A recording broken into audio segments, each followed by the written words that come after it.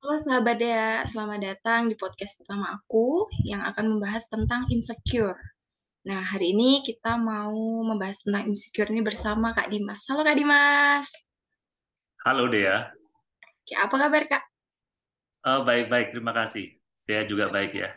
Iya, baik.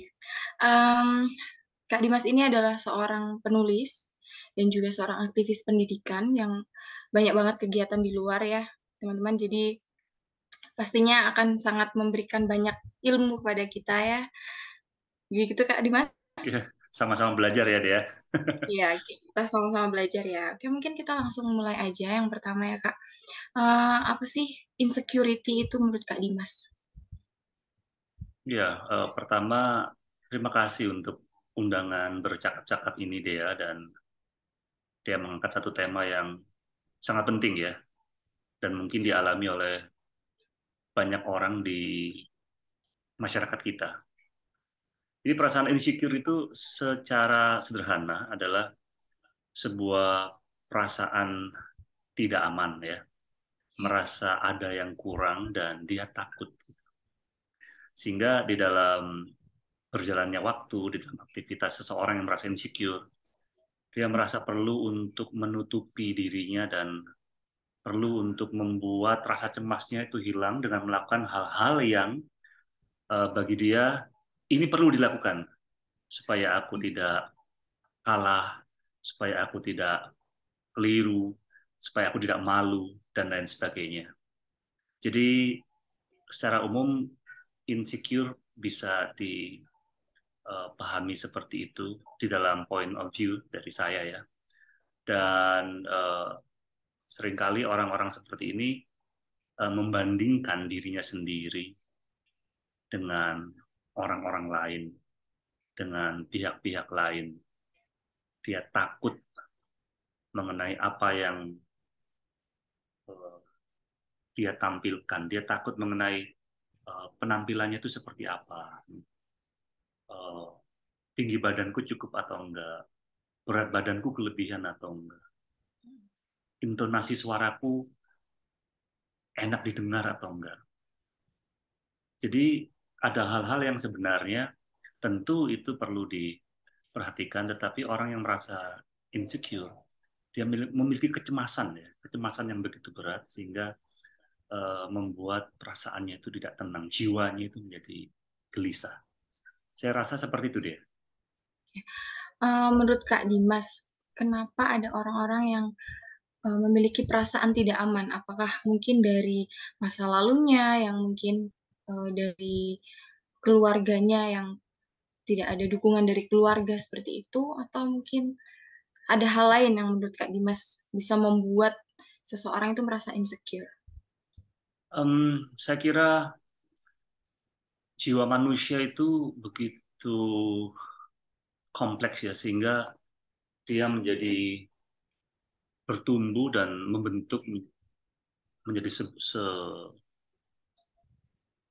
sebuah atau menjadi jiwa ya, menjadi pribadi yang sekarang ini karena banyak hal ya. Salah satunya adalah di dalam pertumbuhan psikologisnya ya, dalam perkembangan psikologisnya dia menjadi manusia atau orang yang berkepribadian seperti apa itu paling tidak seperti yang diusulkan oleh Erikson ya di dalam psikologi perkembangan yang dia tawarkan. Perkembangan jiwa seseorang dari umur 0 sampai 2, 2 sampai 4 tahun, 4 sampai 12 sampai 18. Saya kira itu yang eh, mempengaruhi ya bagaimana cara kerja jiwa seseorang. Dan seperti yang kita tahu, paling tidak eh, 40% ya dari kebahagiaan manusia, ini setidaknya dari apa yang pernah saya baca ya, 40% dari kebahagiaan manusia itu dipicu oleh pengalamannya di dalam kehidupan ya, terutama pengalaman yang baru-baru ini.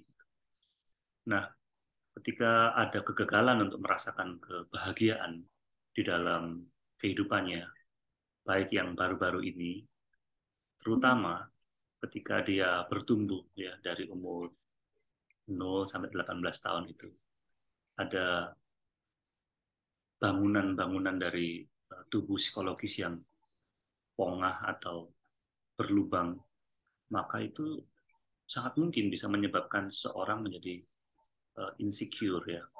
Jadi pengalaman-pengalaman pada masa lalu saya kira itu turut bersumbang sih membuat seseorang menjadi insecure. Di dalam sebuah kasus ya, sekali lagi ini mungkin perlu dikaji lebih dalam, Dea. Dalam sebuah Ya. kasus mungkin seorang anak yang lahir dari keluarga yang tidak ideal seumpama tidak memberikan penghargaan yang sepenuhnya terhadap jiwa dari putra-putri di keluarga ini ya. Sehingga putra-putri mereka yang bertumbuh menjadi orang yang dewasa, ketika jiwa mereka waktu kecil itu tidak mendapatkan penghargaan, tidak mendapatkan pujian yang cukup, mereka menjadi orang-orang yang mencari penghargaan, pujian itu di luar rumah mereka, gitu ya. Dan mereka cenderung untuk melihat orang-orang lain di tempat mereka, katakanlah tempat mereka bekerja atau mereka studi atau bahkan di dalam komunitas mereka ya, entah itu komunitas yang bersifat pergaulan secara umum atau dalam konteks kesamaan hobi atau komunitas religius, itu bisa ada perasaan insecure ya, merasa bisa tersaingi oleh kawan-kawannya gitu, dan berusaha untuk mendapatkan posisi di komunitas itu, di tempat dia berada, dan merasa cemas sekali kalau sampai ada orang lain yang mendapatkan penghargaan atau pengakuan dari pihak yang lain ketimbang dirinya sendiri gitu ya. Jadi saya rasa itu dia, walaupun ini masih bisa dikaji lebih dalam. Jadi pengalaman masa lalu itu sangat berpengaruh ya Kak ya Saya terhadap kira ya, ya. Nah, apalagi juga mungkin keluarga yang kurang sportif, kurang memberikan penghargaan itu sangat iya, iya, mempengaruhi sekali. Nah, menurut Kak Dimas, apa yang mungkin perlu dilakukan seseorang itu supaya karena nggak semua orang ya Kak bisa ada di lingkungan yang positif, mungkin iya, nggak semua orang ada di lingkungan yang mendukung dia, nggak semua orang bisa memahami dia, memahami iya, masa lalunya, kayak gitu. Nah, menurut Kak Dimas, mungkin ada hal yang mau Kak Dimas sampaikan gitu, supaya seseorang yang mengalami insecure berlebihan ya Kak. Ya, tentunya mungkin semua orang pernah mengalami insecure. iya, Aku sendiri, aku pribadi pun pernah mengalami insecure gitu. iya, Tapi uh, bersyukur aku bisa menghadapi insecureku itu dengan aku menggunakan mungkin aku mencari tahu kekurangan dalam diriku,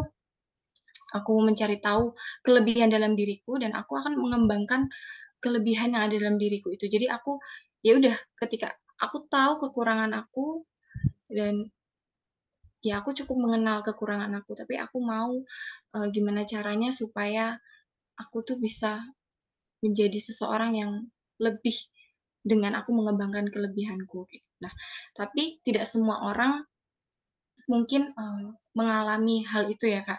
Mungkin nggak semua orang mengerti caranya bagaimana uh, bisa melewati atau mengalahkan insecure itu yang berlebihan itu tadi ya Kak. Gimana Kak? Kalau menurut Kak iya. Dimas?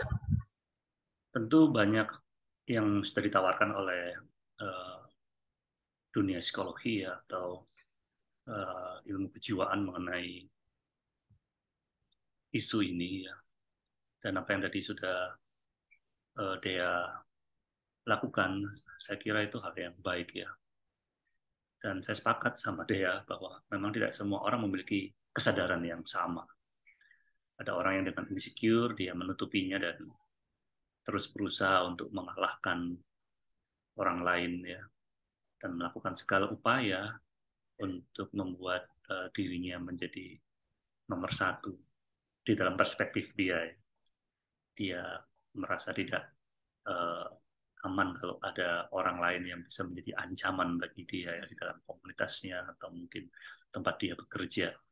Tapi setidaknya dia sebelum saya masuk ke dalam tawaran untuk mengatasi ini ya, tentu kita tahu bahwa insecure ini kan memiliki banyak aspek ya. Setidaknya tiga ya. Yang pertama itu ada uh, personal insecurity ya, ada suatu perasaan tidak aman ya tentang bagaimana orang lain mempersepsi dia atau bagaimana orang lain itu melihat dia. Jadi secara personal dia itu sangat disibukkan dengan apa yang orang lain pikirkan, katakan tentang dia, tentang penampilannya, tentang segala sesuatu yang berkaitan dengan dia, termasuk karirnya, relationship-nya, dan lain sebagainya. Jadi itu ada personal insecurity. Berarti ada juga yang disebut dengan professional insecurity. Jadi ini adalah satu perasaan tidak aman ya, perasaan tidak nyaman juga yang terjadi di dalam lingkungan kerja dia. Seseorang bisa merasa anxious atau cemas ya, uh, sampai dia mungkin nervous gitu ya, tidak bisa memberikan satu presentasi, tidak bisa berbicara karena dia merasa tidak yakin bahwa aku uh, cukup cakap di dalam pekerjaan ini, di dalam hal yang aku lakukan sekarang. Nah, saya kira ini adalah sebuah perasaan insecurity yang terkait dengan pekerjaan atau profesionalitas seseorang ya, dan bisa dialami oleh siapapun orang ya, bukan hanya orang dari keluarga tertentu, tapi saya kira risiko ini bisa dialami oleh uh, siapapun ya, dan saya kira ini akan membuat orang menjadi tidak produktif ya, bahkan memiliki pikiran-pikiran yang toksik, pikiran-pikiran yang beracun ya. Dan yang ketiga, selain professional insecurity itu ada yang disebut juga dengan relationship insecurity. Jadi seseorang merasa tidak aman ya, merasa tidak nyaman, cemas dengan relasi yang dia miliki dengan uh, orang lain, baik itu dalam relasi um, romantik atau relasi yang lain ya, katakanlah dalam hal pekerjaan atau pelayanan sosial dan lain sebagainya.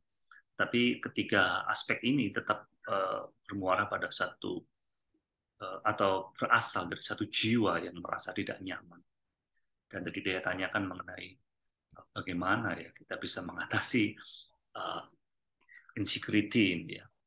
Um, Banyak yang bisa ditawarkan, tapi di dalam point of view saya, dalam sudut pandang saya, pertama, sebelum kita mau mengatasi insecurity ini, kita perlu terlebih dahulu menyadari apakah kita memiliki perasaan insecure, perasaan tidak aman.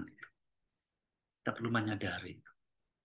Kita bisa berbicara seperti ini, mendengarkan podcast seperti ini, tanpa menyadari bahwa ternyata di dalam diri kita juga menyimpan perasaan insecure. Jadi kita perlu sadari dulu, kita memilikinya atau tidak. Lalu yang kedua, setelah kita mengetahui, menyadari kita memiliki atau tidak, mari kita memahami bahwa perasaan insecure itu merupakan sebuah uh, tantangan bagi jiwa kita. Suatu tantangan, saya tidak mau mengatakan ini sebagai suatu penyakit ya, tetapi saya lebih menggunakan kata tantangan instead of penyakit atau masalah. Karena jika ini tantangan, maka kita termotivasi untuk bisa lebih berani dan lebih satria ya untuk menghadapi, untuk mengatasi. Nah, kita memahami bahwa tantangan ini tidak boleh dibiarkan menang. Kita harus mengatasinya. Dengan cara apa? Saya kira yang ketiga ini uh, perlu dicoba, meskipun mungkin membutuhkan waktu ya, membutuhkan kedisiplinan, yaitu kita berdiam diri, hening, ya. Di dalam waktu yang begitu sibuk ya, kita tinggal di dunia di mana mengajak kita untuk ke sana ke sini, dalam artian sibuk. Kita bekerja, atau kita studi, kita sekolah, gitu. Dan di dalam dunia kita yang penuh dengan tawaran informasi, hiburan, dan lain sebagainya, otak kita ini menjadi penuh ya. Otak kita ini menjadi lelah ya. Dari pagi sampai malam kita dengan gadget kita ya, mendapatkan begitu banyak tawaran yang masuk ke dalam otak kita, dan untuk meresap ke dalam pikiran kita, ya, dalam jiwa kita, sehingga kita itu menjadi orang yang restless, ya. Kita menjadi orang yang resah, menjadi orang yang tidak tenang. Jadi saya menawarkan yang ketiga ini, selain kita menyadari, kita memahami, kita mau memberi diri untuk hening dalam satu hari. Apa yang dilakukan? Saya mengusulkan untuk kita duduk diam, tidak melakukan aktivitas apapun. Kita memejamkan mata, kita berdoa. Tapi berdoa itu tentu saya tidak merujuk pada satu agama tertentu di sini. Maksud saya dalam statement berdoa ini adalah kita berdiam diri ya, dan kita memfokuskan diri pada keheningan itu, dan kita merasa kita sedang berhadapan dengan Sang Pencipta. Ini dari point of view saya ya, berdiam diri. Karena kita setidaknya mungkin banyak dari antara kita tidak memiliki saat-saat hening, saat untuk meneduhkan hati dan pikiran. Jadi saya menawarkan untuk kita berdiam diri, hening. Karena seharian kita kan sudah terlalu banyak menerima informasi. Juga kita sudah mengeluarkan banyak kata, kita mengeluarkan kalimat-kalimat, kita bercakap-cakap, kita merespons banyak hal. Dari semua siklus kehidupan kita sehari-hari ini, saya rasa penting bagi kita untuk pause, ya. Kita berdiam diri. Dan apa yang kita lakukan di dalam berdiam diri itu? Tadi selain kita mengimajinasikan ya, sedang duduk di hadapan Sang Khalik, ya, Sang Pencipta. Secara teknis kita bisa mengatur napas kita serileks mungkin ya. Kita bernafas seperti biasa. Tentu kita sekarang ini bernafas, tapi kita tidak menyadari kita sedang bernafas. Dia tahu saya sedang bernafas. Kita sedang bernafas. Kita tahu sedang bernafas. Tapi untuk menghayati atau menyadari bahwa kita sedang bernafas, itu adalah perkara yang lain. Dengan kita duduk, diam, bahkan kita memejamkan mata ya, kita menyadari bahwa kita sedang bernafas. Menghayati atau menyadari bahwa aku sedang bernafas. Udara masuk, udara masuk, udara keluar. Hanya dengan menyadari bahwa kita sedang bernafas saja secara normal. Uniknya, jiwa kita itu akan terstimulir untuk menjadi lebih teduh, lebih tenang. Nah, di dalam ketenangan dan keteduhan itulah kita bisa melihat bahwa ada satu perasaan yang tidak aman di dalam diri kita terkait sesuatu, terkait diri kita sendiri, terkait pekerjaan kita, posisi kita, bahkan terkait relasi kita dengan orang lain. Jadi, apa yang perlu dilakukan? Sadari bahwa kita memiliki perasaan itu. Tidak perlu malu. Nggak apa-apa, kan kita manusia biasa. Siapapun bisa mengalami atau memiliki perasaan itu ya dia. Dengan diam, memejamkan mata, bernapas, lalu melihat ke dalam, kita diajak untuk terus terang gitu ya, secara autentik bahwa, oh ya ternyata adanya perasaan insecurity ini dalam batin. Sadari saja, tidak apa-apa. Tidak perlu ditolak-tolak, tidak perlu diusir-usir keluar. Sadari bahwa itu ada. Dan setelah disadari bahwa perasaan insecure ini ada, perlahan kita mengambil jarak dari dia. Kita melepaskan dengan perlahan. Seumpama seseorang tidak ingin uh, popularitasnya itu kalah oleh orang lain ya, seumpama ya, dalam komunitasnya atau dalam pekerjaannya, dalam konteks apapun.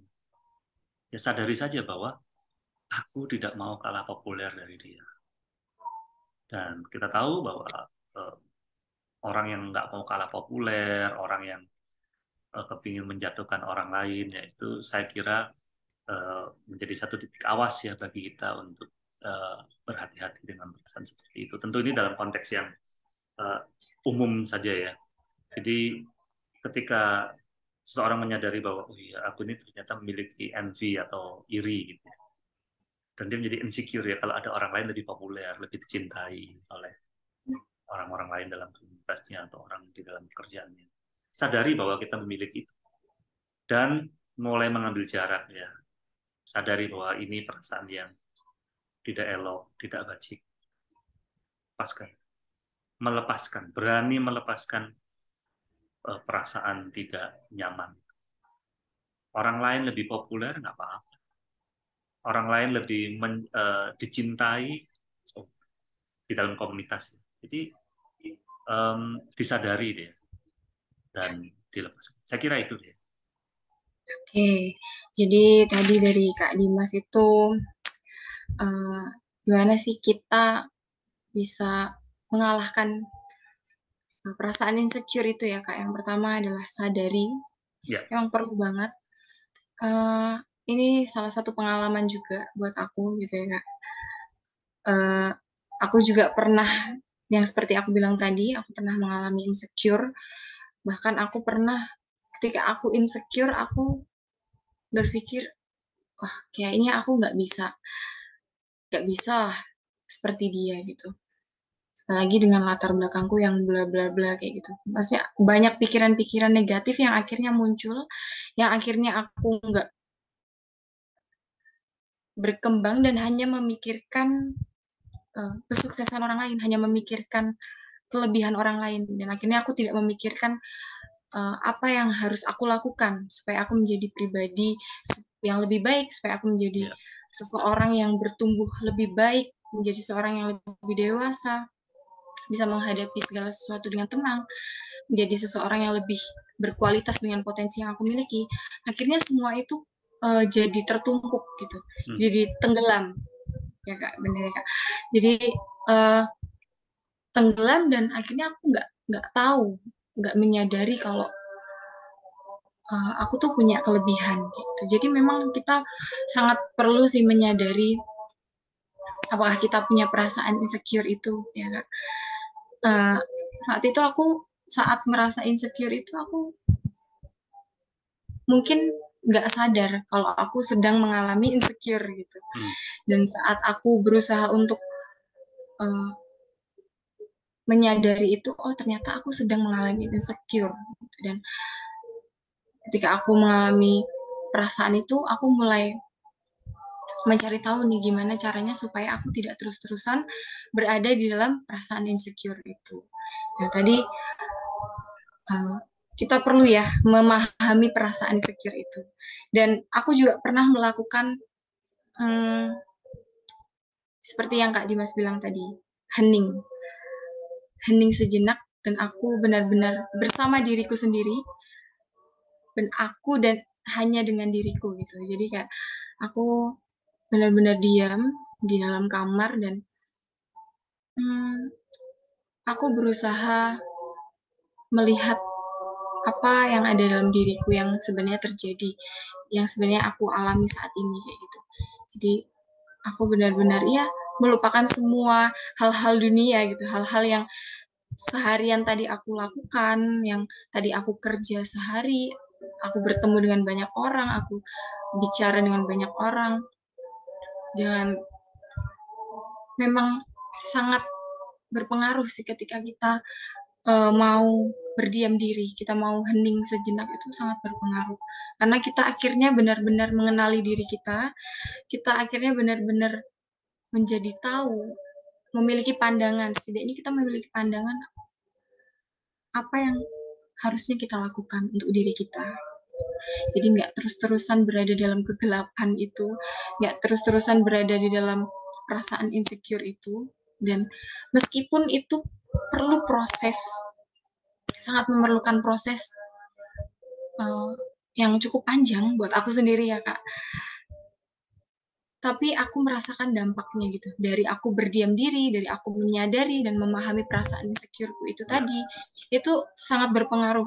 Karena akhirnya aku memiliki keputusan untuk oke, aku harus keluar dari perasaan insecureku ini. Oke, aku harus menjadikan ini sebuah peluang buat aku, bukan jadi sebuah ancaman buat aku. Jadi ketika aku melihat orang lain, oh dia sukses, ya nggak apa-apa, dia memiliki prosesnya sendiri, dia ada struggle yang dia alami, yang sampai dia bisa sukses itu pasti dia mengalami berbagai macam proses itu, dan aku pun pasti punya prosesnya itu sendiri. Dan apa yang harus aku lakukan, aku mulai berpikir, aku mulai tulis apa kelebihanku, aku mulai tulis, aku mulai list, oh iya aku memiliki kelebihan ini, oke nggak apa-apa aku punya kekurangan ini itu, oke aku memang dulu adalah seorang yang pemalu, aku sangat-sangat pemalu, sangat-sangat uh, takut, memiliki pemikiran gimana ya nanti orang itu mikir apa ya, pikiran orang itu terhadap aku, apakah orang mikir aku tuh nggak pinter, apakah orang itu mikir aku tuh ya buruk lah, kayak aku punya pemikiran seperti itu, pemikiran-pemikiran itu yang akhirnya mengacaukan semuanya yang ya, harusnya aku tuh sudah ya, maju gitu, tapi akhir aku hanya stuck gitu kan. Nah dari situ, dari aku berdiam diri itu, akhirnya aku memiliki keputusan untuk oke, aku harus maju, aku harus mengembangkan potensiku, aku harus mengembangkan apa yang aku miliki. Ya nggak apa-apa, orang lain mungkin lebih duluan gitu, tapi aku yakin aku punya proses sendiri, dan aku yakin kalau aku itu bisa, meskipun ya setiap orang levelnya berbeda, setiap orang ya, nggak mungkin lah sama ya Kak. Dan aku yakin semua orang itu punya potensi, aku yakin semua orang itu punya kelebihannya yang mungkin belum disadari aja. ya, ya. Kurang lebih gitu ya Kak. Ya, nice deh ya. Thank you sudah berbagi ya. Mungkin untuk penutup, apakah ada cerita dari Kak Dimas yang mungkin Kak Dimas juga pernah mengalami perasaan insecure mungkin, dan pesan untuk kami yang mendengarkan podcast ini mungkin ada dari Kak Dimas? Iya, Dea, saya kira saya sama seperti Dea dan semua kawan Dea yang mendengar podcast ini ya. Kita semua adalah orang yang rapuh ya. Kita punya uh, lubang-lubang di dalam jiwa kita, dan tentu itu ada pengaruh dari uh, bagaimana masa lalu kita dan juga perkembangan jiwa kita ya. Tapi kita boleh bersyukur bahwa kita memiliki banyak kesempatan untuk berubah ya, bahkan kesempatan untuk bisa mengatasi dari rasa insecure ini. Jadi tiga hal tadi yang saya coba usulkan kepada kawan-kawan Dea, yaitu untuk menyadari adanya perasaan insecure, lalu memahami bahwa perasaan insecure itu adalah suatu tantangan bagi jiwa kita, dan yang ketiga kita sama-sama belajar untuk mengambil waktu hening ya. Kita berdiam diri sejenak, kita membuat pikiran kita menjadi teduh ya. Mungkin 10 menit dalam satu hari kita bisa berdiam seperti itu deh ya. hanya bernapas secara normal, bernapas secara baik ya, secara wajar. Tidak perlu yang harus mengambil napas dalam-dalam, keluarkan, bernapas normal saja. Sadari bahwa kita sedang bernapas. Itu cukup membantu kita untuk menedukkan pikiran dan hati kita. Lalu ketika sudah teduh, kita mengambil waktu untuk menyadari kan ada perasaan. Mari kita mengambil jarak dari perasaan insecure tersebut dan ya belajar ya. Mungkin ini tidak selesai dalam 1-2 hari, tapi dengan niat, saya kira niat dan disiplin itu akan menolong kita untuk mengatasi rasa insecure. Saya rasa itu deh. Oke, sharing yang luar biasa ya Kak Dimas. Terima kasih buat Kak Dimas yang sudah menyampaikan beberapa poin untuk kita hari ini Terima tentang kasih Dea. perasaan insecure. Saya bersyukur saya juga mendapatkan pencerahan gitu ya Kak Dimas untuk mengalahkan perasaan insecure itu. Karena saya yakin perasaan insecure itu bisa muncul kapan aja.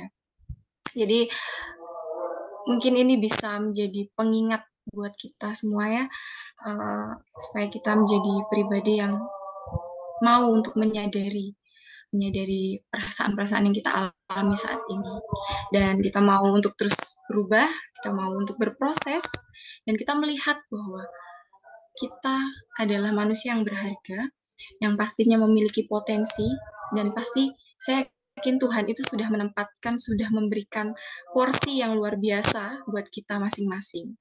Dan tentunya porsi itu berbeda dengan satu dengan yang lainnya ya Kak. Ya. Oke, Terima kasih banyak Dea untuk saya ngobrol-ngobrolnya ya. ya, ya, saya juga terima kasih banyak Kak Dimas untuk sharing hari ini dan semoga bermanfaat buat sahabat Dea. Terima kasih, sampai jumpa untuk podcast-podcast lainnya. Terima Thank you Dea. kasih.